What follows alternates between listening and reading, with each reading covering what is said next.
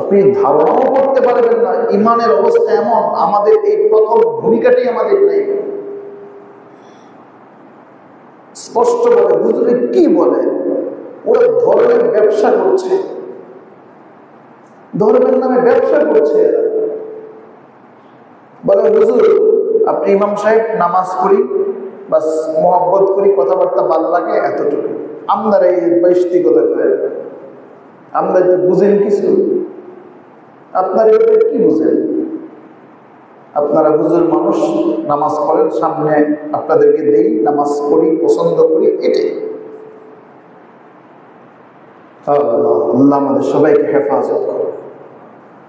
বলেন না আমি, খুব খারাপ অবস্থা। এই জায়গাটা খুবই জটিল, অত্যন্ত জটিল। ইমান থাকবে না, ইমান থাকবে না। আপনি যদি বলেন যে হ্যাঁ এটা কি বলছেন আপনি, ইমান থাকবে না। জন্য আল্লাহ পাক রব্বুল আলামিন বলছেন ওয়াইদা কিলা লাহুম আমিনু কামা আমানান নাস, যতক্ষণ পর্যন্ত আপনার এবং আমার ঈমানটা ওই সাহাবায়ে কেরামের ঈমানের মতো না হবে, যতক্ষণ পর্যন্ত আপনার ঈমান আর আমার ঈমানটা ওই সাহাবায়ে কেরামের মতো না হবে, ততক্ষণ পর্যন্ত মুমিন হওয়া যাবে না।